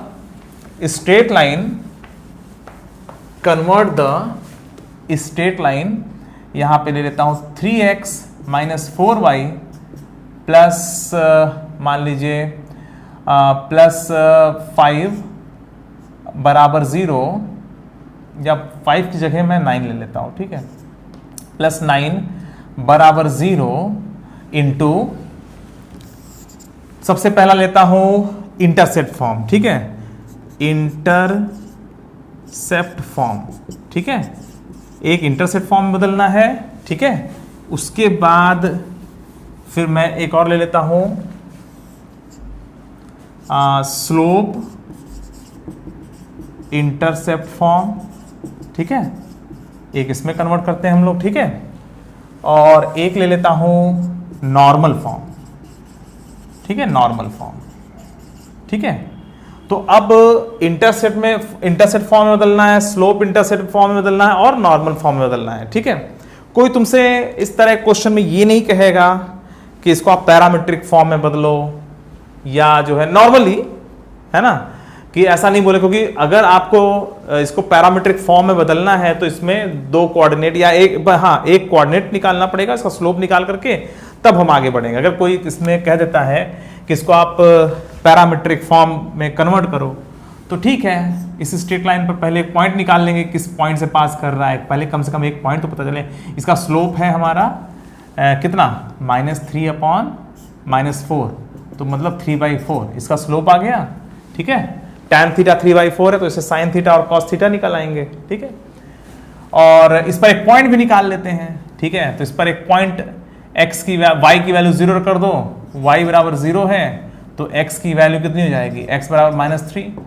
y की वैल्यू 0 कर दो तो x बराबर कितना आएगा, -3, मतलब -3,0 से पास करें तो इसका स्लोप पता है और एक पॉइंट पता है, तो आप x minus x1 upon cos theta बराबर y minus y1 upon sine theta is equal to r वाला रूल लगा के आसानी से आगे बढ़ सकते हो। ठीक है, मगर जो मैंने देखा है जनरली कि अगर ऐसे क्वेश्चन स्टार्टिंग हुई है, ठीक है, अगर इस तरह से क्वेश्चन का स्टार्टिंग हो रहा है तो उससे या तो इंटरसेप्ट फॉर्म में जाने के लिए कहा जाएगा, या तो स्लोप इंटरसेप्ट फॉर्म में, या तो नॉर्मल फॉर्म में, क्योंकि इसमें हम पॉइंट निकालें फिर स्लोप निकालें फिर करें। अगर मान लो रियरली आ जाता है तो यही करना है कि भाई ऐसा दिया हुआ है तो पहले कोई एक पॉइंट जनरेट कर लो और फिर तुम जो है स्लोप निकाल लो इसका, और स्लोप और पॉइंट की जरूरत हो पड़ती, भाई स्लोप और पॉइंट की जरूरत तो पड़ती है इंटरसेप्ट फॉर्म या डिस्टेंस फॉर्म के लिए, तो आप उसमें कन्वर्ट कर सकते हो, पैरामीट्रिक फॉर्म में लिख लोगे आसानी से। पर इस तरह का जो क्वेश्चन है वो रेयर है, बहुत रेयर है, पर फिर भी मैंने यहां तुम्हें बता दिया। ठीक है, अब देखो जैसे इंटरसेप्ट फॉर्म में बदलना है इसको, तो कैसे बदलोगे, इसको लिखोगे 3x, इंटरसेप्ट फॉर्म क्या होता है, x upon a plus y upon b is equal to 1। इस वाले फॉर्म में क्या बदलना है, x upon a plus y upon b बराबर 1 वाले फॉर्म में कन्वर्ट करना है। तो क्या लिखेंगे, 3x माइनस 4y बराबर -9, और 3x upon -9 minus 4y upon -9 is equal to 1, या x अपॉन -3 और प्लस y अपॉन कितना जाएगा 9/4 इज इक्वल टू 1, ऐसा लिख लोगे ना। देखो ये हो गया, ये बन गया कौन सा फॉर्म, ये बन गया हमारा इंटरसेप्ट फॉर्म। अब कोई पूछे कि भाई इसका इंटरसेप्ट, इसका x इंटरसेप्ट क्या है, तो इसका x इंटरसेप्ट -3 है। वैसे y बराबर 0 कर दोगे तो भी x इंटरसेप्ट आ जाता है, -3 है, और y इंटरसेप्ट कितना है इसका 9/4 है। तुम x बराबर 0 कर दो तो y की वैल्यू जो आती है वो y इंटरसेप्ट है। ठीक है, तो 9/4। तो तुम इस अगर इंटरसेप्ट फॉर्म में कन्वर्ट करना है तो ऐसे कन्वर्ट कर लेना। अच्छा, स्लोप इंटरसेप्ट फॉर्म में कैसे कन्वर्ट करोगे, अरे -4y बराबर क्या लिख सकते हो, -4y बराबर -3x माइनस 9, या 4y बराबर 3x प्लस 9, y बराबर 3/4x और प्लस 9/4। ठीक है, ये कन्वर्ट हो गया किस फॉर्म में, स्लोप इंटरसेप्ट फॉर्म में। 4y को तुम ऐसे भी कर सकते हो, 4y बराबर 3x प्लस 9, y बराबर 3/4x प्लस 9/4, ठीक है। तो ये बन गया स्लोप और इंटरसेप्ट, और ये इंटरसेप्ट y इंटरसेप्ट है वास्तव में, ठीक है। हाँ, समझ में आ रही बात? तो ये और सब हैं एक ही, पर बस फॉर्म नाम इसका बस बदल दिया जा रहा है बस। अब नॉर्मल फॉर्म में कोई कह रहा है तो भाई अब तो नॉर्मल फॉर्म है ना, ये सबसे ग्रेट फॉर्म है, तो p बराबर निकालेंगे पहले। p बराबर 3 × 0 - 4 × 0 और प्लस 9/√3² प्लस -4 का होल स्क्वायर, ठीक है। तो इसकी वैल्यू कितनी आ रही है 9/5, ठीक है। तो अब नॉर्मल फॉर्म में करने के लिए 3x - 4y बराबर -9 या -3x + 4y = 9। और अब हम इसमें डिवाइड क्या कर देंगे भाई, माइनस, इधर से माइनस हटाना चाहिए ना, क्योंकि हमें ये पाना है राइट में, ठीक है, इस साइड में, ठीक है। तो इधर हमें -9/5 लाना है, इसलिए हम ये सब कार्यक्रम कर रहे हैं, ठीक है। अच्छा, इसके बाद कितना आएगा -3/5x और प्लस 4/5y बराबर 9/5। तो ये 9/5 आ चुका है, यही आना था यहाँ पर। ये जब आ चुका है तो cos अल्फा की वैल्यू -3/5 है और sin अल्फा की वैल्यू 4/5 है, ठीक है। हाँ, cos अल्फा की वैल्यू -3/5 और sin अल्फा की वैल्यू 4/5, ठीक है।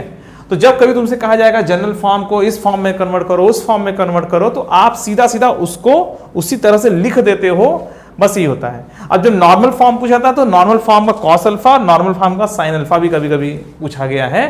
तो cos अल्फा पूछा जाए तो x के साथ जो लगा हुआ है उसे cos अल्फा, और y के साथ जो लिखा हुआ है उसे sin अल्फा आपको बोलना है, ठीक है। तो समझ में आ गया बच्चों? तो ये था आज का लेक्चर, जिसमें मैंने आप लोगों को स्लोप के बारे में बताया और सारे फॉर्म्स के बारे में बताया। पहला फॉर्म क्या था? पहला फॉर्म था स्लोप पॉइंट फॉर्म, ठीक है। दूसरा फॉर्म क्या था? और स्लोप पॉइंट फॉर्म लिखते कैसे हैं? y - y1 = m × x - x1, ठीक है। y - y1 = m × x - x1। तो स्लोप पॉइंट फॉर्म पहला फॉर्म था। फिर आया 2 पॉइंट फॉर्म। 2 पॉइंट फॉर्म में पहले स्लोप की वैल्यू निकाल लेते हैं, m बराबर y2 - y1 x2 - x1, और रूल वही लगाते हैं। क्या लगाते हैं? y - y1 = y2 - y1 x2 - x1 × x - x1, ठीक है। ये 2 पॉइंट फॉर्म। फिर क्या आया था? Intercept form. Intercept form x intercept और y इंटरसेप्ट अगर a और b, स्मॉल a और स्मॉल b पता हो तो x/a + y/b = 1 हम लिख सकते हैं, डायरेक्टली लिख सकते हैं, ठीक है। तो ये हो गया इंटरसेप्ट फॉर्म, तीसरा फॉर्म, ठीक है। और चौथा फॉर्म क्या था?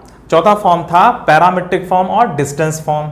x - x1 cos थीटा बराबर y - y1 sin theta = r। और अगर अपोजिट साइड का जो है पॉइंट चाहिए तो x - x1 cos pi plus theta बराबर y - y1 sin pi plus theta बराबर r, ठीक है। तो ये था हमारा डिस्टेंस फॉर्म या पैरामीट्रिक फॉर्म जिसको हम लोग कहते हैं, ठीक है। तो पैरामीट्रिक फॉर्म या डिस्टेंस फॉर्म लिखने का तरीका ये था, ठीक है। तो हमारे ये फॉर्म हो गया था, ठीक है। तो ये हो गया कुल मिला के 4 फॉर्म। अब पांचवा क्या था? 5th फॉर्म था हमारा नॉर्मल फॉर्म। तो वो क्या था? x cos alpha plus y sin alpha = p। और ये p क्या था? उस लाइन का ओरिजिन से परपेंडिकुलर डिस्टेंस, और अल्फा क्या था? उस परपेंडिकुलर डिस्टेंस वाली लाइन का x एक्सिस से कितना एंगल बन रहा है, ठीक है। चलिए, तो ये हो गया 5 फॉर्म्स हो गए थे। और इसके बाद एक जनरल फॉर्म था जो ax + by + c = 0 होता है, और ax + by + c = 0 का जो स्लोप होता है वो -a/b होता है, ठीक है। और लास्ट में मैंने आप लोगों को बताया था स्लोप इंटरसेप्ट फॉर्म, और स्लोप इंटरसेप्ट फॉर्म को लिखने का तरीका क्या है? y = mx + c, ठीक है। तो y बराबर लिखते हैं और x के साथ जो भी कुछ लगा होता है वो वास्तव में उस लाइन का स्लोप होता है, और उसके बाद जो राइट में कांस्टेंट होता है वो y इंटरसेप्ट होता है, ठीक है। तो चलो बच्चों, आज मैंने आप लोगों को ये बेसिक पूरा बताया है, और इसको अच्छी तरीके से आप लोग पढ़ लीजिएगा, और इसके बाद जो है नेक्स्ट लेक्चर में फिर मिलेंगे, ठीक है। चलो बच्चों, बाय बाय।